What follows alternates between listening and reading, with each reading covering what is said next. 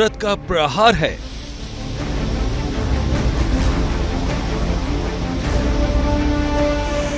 लहरों का वार है।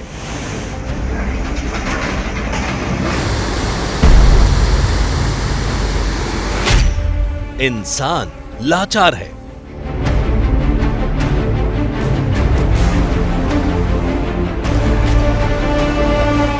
कहीं पुल बह रहे हैं,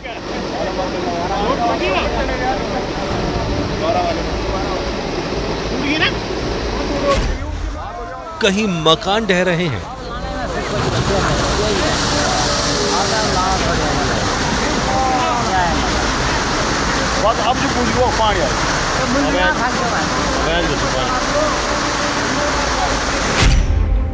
ये टूटा मकान तबाही की कहानी कह रहा है।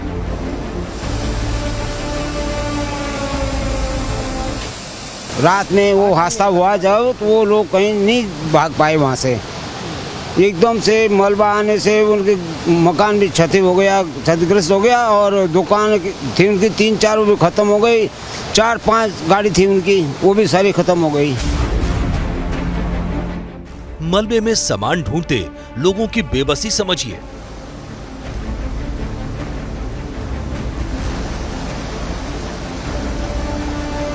हाँ जी, हमारा घर भी बह गया। वो कुछ सामान उमान ढूंढ रहे हैं, कुछ मिल जाए। कुछ नगद ज्वेलरी थी, कुछ पैसे थे नगद। कितने पैसे थे? पैसे 3 लाख रुपए थे।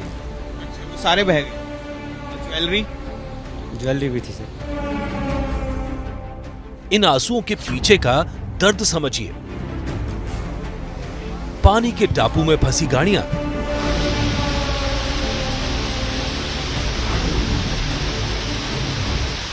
मुश्किल के दलदल में जिंदगानियां, ये सब दर्द की कहानी कह रहे हैं। और यहाँ उसके बाद के हालात आप देखिए, कई सारे आवासीय मकान थे। वो आवासीय मकान जो है वहाँ पे उन सभी को काफ़ी नुकसान हुआ है। सबका सामान यहाँ पर देखिए, तमाम जो आप तस्वीरों में देख सकते हैं, ये स्कूटी यहाँ पर जो है पड़ी हुई है और लोगों के कपड़े हैं, लोगों के घरों का सामान जो बहकर आया है। क्या इसके लिए सिर्फ कुदरत जिम्मेदार है? क्या ऐसा पहली बार हुआ है?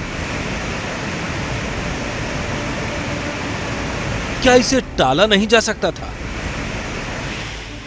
आखिर क्यों हम सबक नहीं सीखते? कुदरत के आगे पस्त सिस्टम की घंटी बजाओ। घंटी बजाओ देख रहे हैं आप और मैं हूं आपके साथ शीरी। माना जाता है कि कुदरत पर किसी का बस नहीं चलता। कुदरत का कहर कहीं भी हो सकता है, फिर ऐसे में सिस्टम का क्या दोष? लेकिन आज हम सिलसिलेवार तरीके से ये बता रहे हैं कि आखिर कैसे सिस्टम सोता रहता है, वो गलतियों से सबक नहीं सीखता। इसी वजह से पहाड़ी इलाकों में जाने जाती हैं और सिस्टम बेबसी का रोना रोकर अपनी गलतियां टालता रहता है। इसी वजह से पस्त सिस्टम की घंटी बजाना जरूरी है। तो फोन उठाइए और 8422840000 पर घंटी बजाकर बताइए कि आपको सुस्त नहीं, चुस्त सिस्टम चाहिए।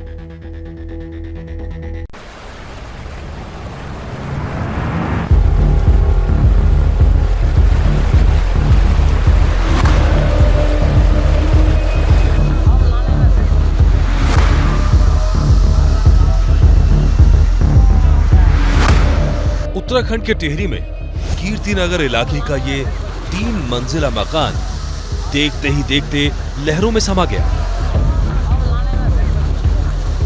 ये टूरिस्ट स्पॉट धनौल्टी की तस्वीरें हैं, जहां बादल फटने से तबाही हुई। और यह है तस्वीरें मशहूर कैंपटी फॉल की, जो भयानक आवाज और वेग के साथ बह रहा है।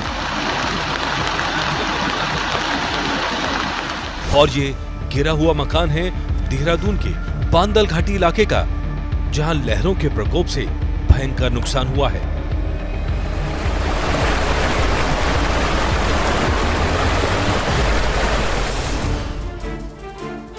उत्तराखंड की ये 4 तस्वीरें बता रही हैं कि किस तरह कुदरत ने एक नहीं कई जगह पर वार किया, जहां शनिवार को एक के बाद एक बादल फटे, जिससे कई जगह तबाही आई। नदियां उफान पर आ गई और रास्ते में जो आया उसे बहा कर ले गई। एबीपी न्यूज की टीम देहरादून की बांदल घाटी पहुंची और जो सच सामने आया वो दिल दहला देने वाला था। ये हादसा कितने लोगों को आंसू दे गया।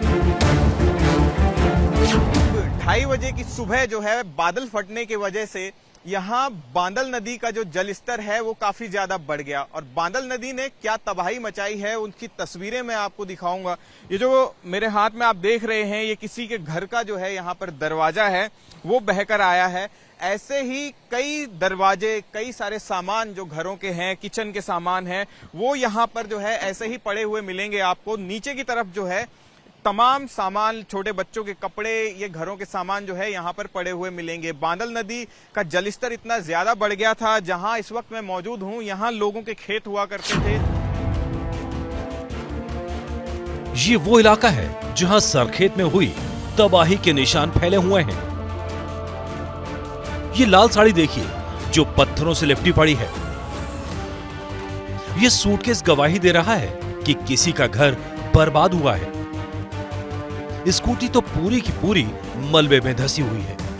ये सारा सामान सरखेत से बहकर आया, जिसमें से अपना बचा खुचा सामान ढूंढने लोग यहां पहुंचे थे। ये सरखेत गांव है। सरखेत गांव में आपको बताएं कि करीब 2 दर्जन आवासीय मकान जो हैं यहाँ पर क्षतिग्रस्त हुए हैं और करीब 7 लोग जो लापता बताए जा रहे हैं, एक मकान में दब गए थे। ये तमाम लोग हैं जो अब आप देखेंगे तस्वीरों में, ये अपने घरों का सामान देख रहे हैं, कुछ लोग देख रहे हैं, इनसे हम बात करेंगे। सर क्या नाम क्या है आपका? सर सुरेश कुमार। ये आप कहाँ सरखेत के ही रहने? हाँ जी यहीं सरखेत के हैं। क्या घटना हुई थी, कितने बजे रात की थी ये? लगभग रात को 1 बजे के 1 बजे के आसपास। 1 बजे का टाइम था। तो आप लोग कहाँ घरों में थे? घरों में थे, जैसे पानी आया तो घर छोड़ के भाग गए जंगल की तरफ। तो ये इधर कितने घर थे ये आसपास की तरफ आपके? ये हमारे आसपास 8-9 घर थे। इधर की तरफ 9 घर थे और ऊपर की तरफ कितने हैं? ऊपर भी 3-4 घर और ऊपर भी हैं। अभी कितने लोग लापता हैं यहाँ पर? आप कोई आपके परिचित या कुछ? परिचित गांव के हैं, 2 गांव के हैं, 2 उनके यहाँ कोई गेस्ट आ रखे थे, वो भी गायब हैं। 5 आदमी बताए जा रहे हैं, लेकिन उनका अभी तक ढूंढ रहे हैं कल से, लेकिन मिले नहीं अभी तक। अभी मिले नहीं है? नहीं। अच्छा, तो आपका घर भी बह गया? हाँ जी हमारा घर भी बह गया। वो कुछ सामान उमान ढूंढ रहे हैं, कुछ मिल जाए। कुछ नगद ज्वेलरी थी, कुछ पैसे थे नगद। कितने पैसे थे? पैसे 3 लाख रुपए थे। अच्छा, वो सारे बह गए। और ज्वेलरी? ज्वेलरी भी थी सर। और कुछ आपके मवेशी वगैरह? कुछ हमारे जो भाई बंद थे ना परिवार के, उनका भी बह गया सामान वगैरह, ज्वेलरी वगैरह। वही ढूंढ रहे हैं कि कुछ मिल जाए, कुछ कागज ही मिल जाए। तो जरूरी कागजात वो सारे सब बह गए, कुछ भी नहीं हमारे पास। लेकिन लोगों का दर्द जानने के लिए सरखेत जाना जरूरी था, लेकिन वहां तक पहुंचने के सारे रास्ते बंद हैं क्योंकि सड़कें बह गई हैं। ऐसे में संवाददाता ध्रुव और कैमरामैन मनीष उनियाल जान जोखिम में डालकर सरखेत तक पहुंचे, जहां हर तरफ सिर्फ और सिर्फ तबाही नजर आई। आपको तमाम ये पत्थर दिख रहे हैं, यहाँ पर एक मकान हुआ करता था। ये डबल स्टोरी मकान था और पीछे की तरफ आप जहाँ देख रहे हैं ये सब जो है यहाँ पर एक पहाड़ हुआ करता था और एक छोटा सा नाला था जिसको पहाड़ की भाषा में गदेरा भी कहते हैं। यहाँ इतनी ज्यादा मात्रा में पानी आया बादल फटने के बाद, ऐसी स्थिति बन गई कि पूरे के पूरे मकान जो है ढह गया। पूरा मकान जो है पत्थर में तब्दील हो गया है। आप देखिए कि यहाँ पर कुछ भी नहीं बचा है। आज ये जो मकान है इसी का दूसरा हिस्सा इस तरफ था और यहाँ पर इसका जो है आंगन हुआ करता था। लेकिन यही बांदल घाटी सिस्टम के नाकारापन की कहानी कह रही है। खुद इस इलाके से विधायक और उत्तराखंड सरकार में मंत्री गणेश जोशी को इस इलाके के खतरनाक होने का एहसास है कि जहाँ पर यह हादसा हुआ है ये डेंजरस जोन है। 2013 में भी यहाँ पर आपदा आई थी और ये लोग इतने भयभीत हैं और मेरा भी ये मानना है कि इनको शिफ्ट होना यहाँ से जरूरी है और इनको अन्य जगह में विस्थापित करेंगे। साल 2013 में जब उत्तराखंड पर कुदरत की मार पड़ी थी तब केदारनाथ आपदा की चर्चा काफी हुई, लेकिन बांदल घाटी भी उस वक्त कुदरत के प्रकोप का शिकार हुई थी। अब 9 साल बाद फिर से बांदल घाटी पर कुदरत का प्रकोप बरसा है, लेकिन इन 9 सालों में कोई तैयारी नजर नहीं आई। अगर तैयारी होती तो ये दिन ना देखना पड़ता। यह है सरखेत गांव, जहां दर्जनों मकान बह गए। रात को बादल फटने की आशंका के चलते लोग घर छोड़कर भाग गए, नहीं तो आपदा और बड़ी हो सकती थी। इसके बाद भी कई लोगों की जान चली गई और कुछ लोग अब भी लापता हैं।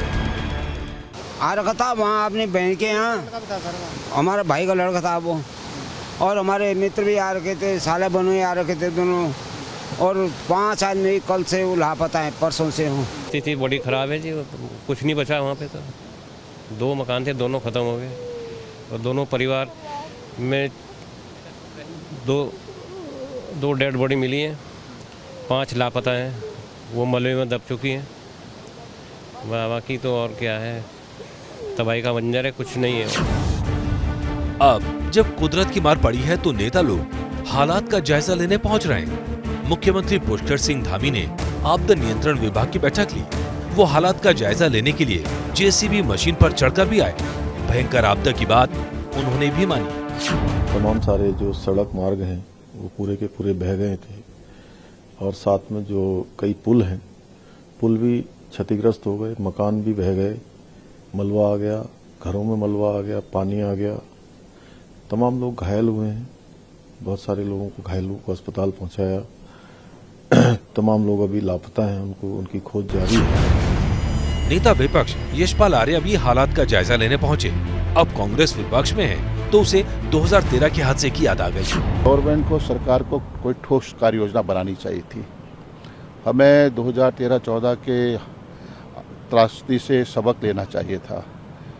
बजट में इस क्षेत्र की जो जहाँ ऐसे संवेदनशील क्षेत्र हैं उन पर विशेष ध्यान देने की जरूरत थी, और उसके लिए बजटीय व्यवस्था बढ़ानी चाहिए थी। बांदल घाटी उन इलाकों में शामिल है जहां कुदरत की मार की आशंका रहती है।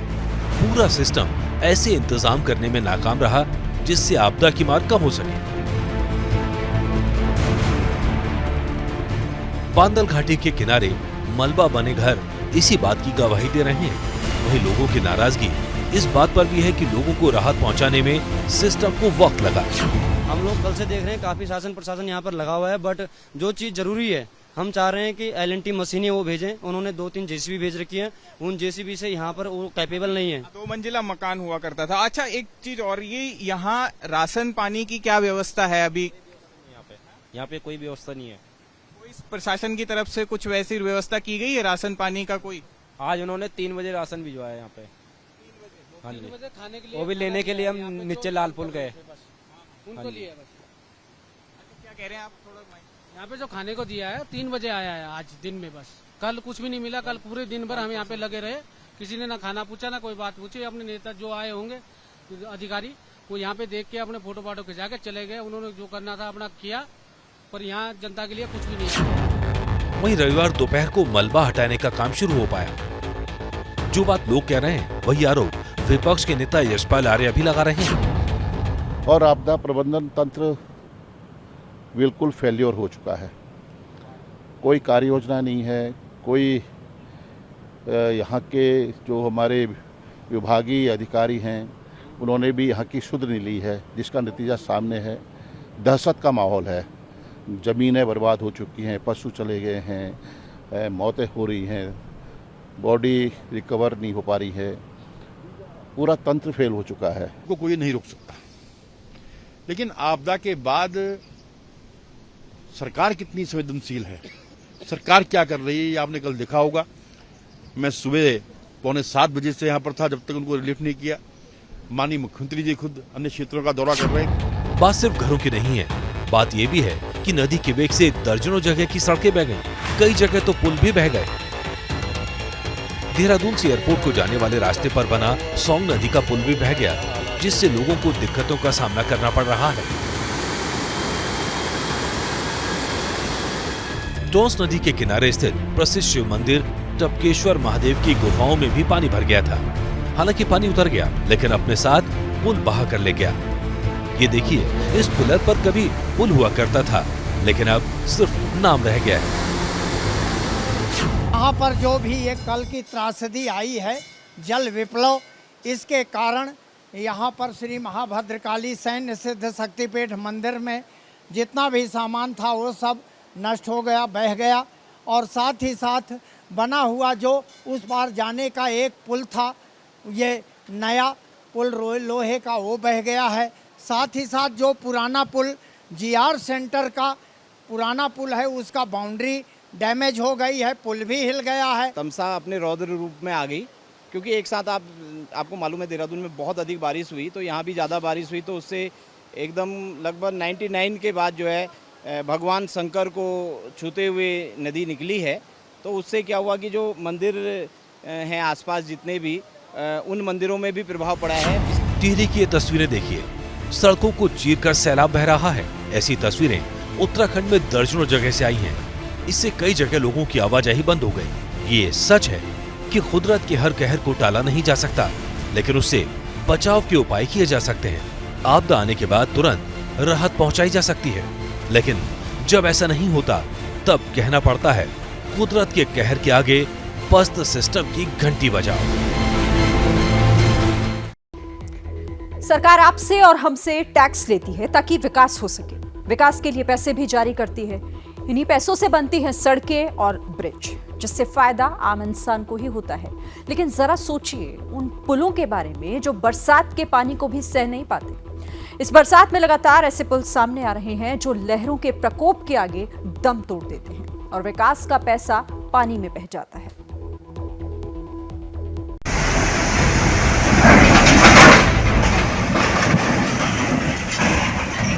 ये हिमाचल के कांगड़ा का चक्की पुल बह गया।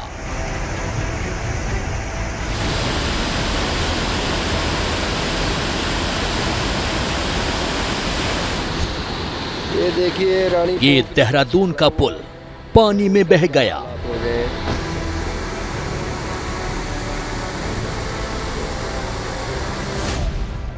ये MP के रायसेन में पुल का हिस्सा ढह गया।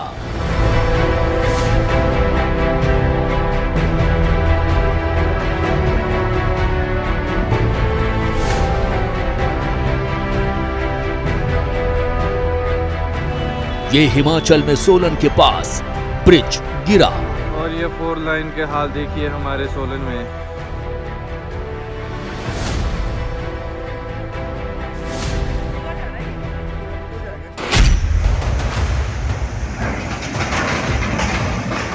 बीते कुछ दिनों पहले पुल ढहने की ये तस्वीरें सवाल पूछ रही हैं कि गड़बड़ आखिर कहां है।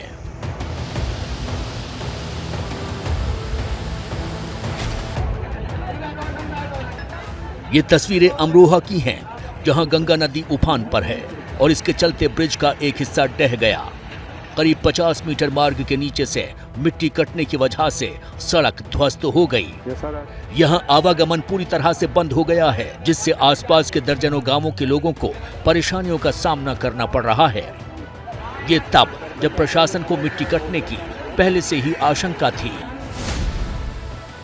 ABP news Pathankot Kangra border में उस जगह भी पहुंचा जहां चक्की रेल ब्रिज पानी के प्रहार से ध्वस्त हो गया था। इस पुल के टूटने से हिमाचल के कांगड़ा का रेल संपर्क देश से कट गया है।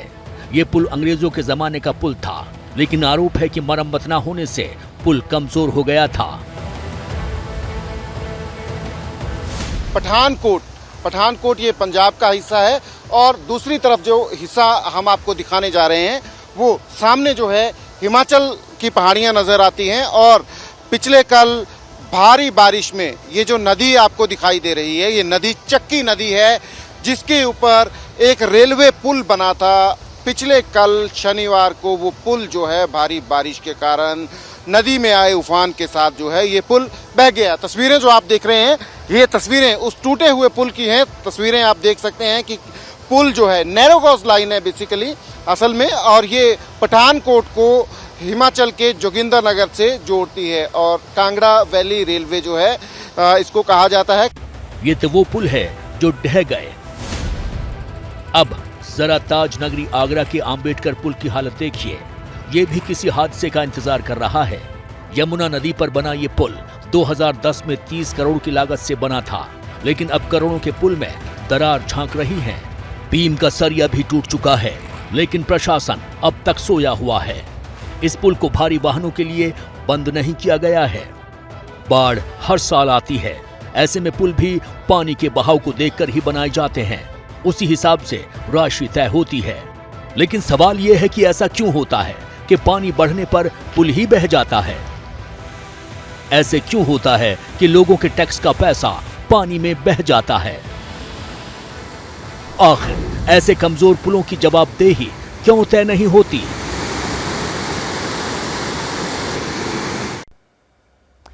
उत्तराखंड और हिमाचल का हाल तो आपने देख लिया। अब बात मध्य प्रदेश की कर लेते हैं, जहां मौसम को प्रभावित करने वाले 3 सिस्टम एक साथ एक्टिव हो गए। इसी वजह से मौसम विभाग ने प्रदेश के 4 जिलों में भारी बारिश का रेड अलर्ट और 18 जिलों में ऑरेंज अलर्ट जारी किया है।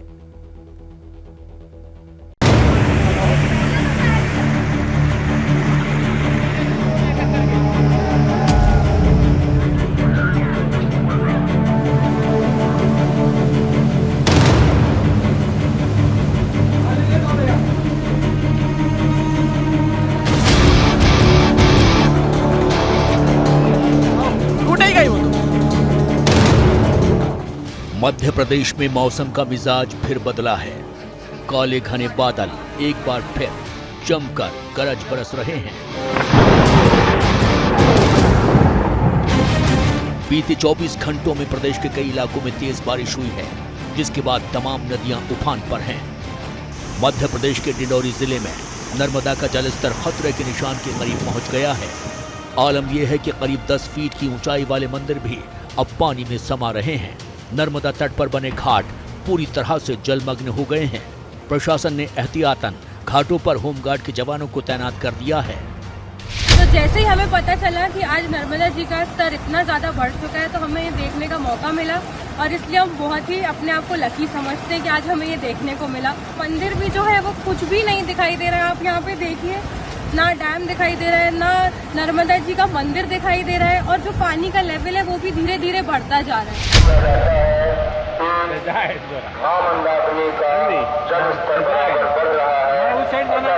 आप लोग सभी लोग ध्यान से सुने, ऊंचे स्थानों पर चले जाएं, ताकि किसी प्रकार की दिक्कत न आने पाए। ये तस्वीरें चित्रकूट से आई हैं। देखिए कैसे यहाँ मंदाकिनी की धारा में तमाम घाट डूब गए हैं। दुकानों में भी पानी घुसने लगा है। जिला प्रशासन लगातार लोगों से दुकानें खाली कर सुरक्षित ऊंचे स्थान पर जाने की अपील कर रहा है। आप लोग को सभी को सूचित किया जाता है कि शासन के आदेशों का पालन करें। अब आप रायसेन जिले में बेतुआ की बेताबी देखिए कैसे नदी में अचानक आई बाढ़ से 7 लोगों की जान पर बन आई। ये सभी लोग पिकनिक मनाने नदी के बीच टापू पर गए थे। इन सभी को SDRF और स्थानीय पुलिस की टीम ने 2 घंटे की मशक्कत के बाद बचाया। सिर्फ चित्रकूट और रायसेन ही नहीं, पूरे प्रदेश में नदियों का यही हाल है। जबलपुर में तो अमरकंटक नेशनल हाईवे पर बना पुल पानी में समा गया है, जिससे छत्तीसगढ़ पहुंचने का रास्ता ही बंद हो गया है। नदियों में उफान से तमाम बांध भी लबालब हो गए हैं। डैम में जलस्तर को कम करने के लिए मनका डैम के 5 गेट और तवा डैम के 5 गेट खोले गए हैं। भोपाल के तीनों डैम कलियासोत, भदभदा और केरवा के गेट को खोला गया है।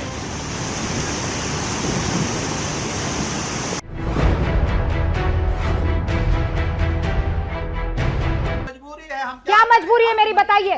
मैं अभी आपको बताती हूँ कि मैंने ओए होए होए होए नमकीन के चटकारे लेते हुए टकटकी मार के डिबेट शो को पॉज रिपीट कर करके देख रहे हैं जोगिंदर जी।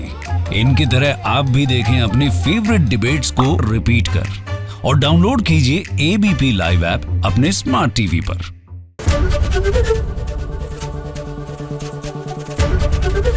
ABP न्यूज आपको रखे आगे।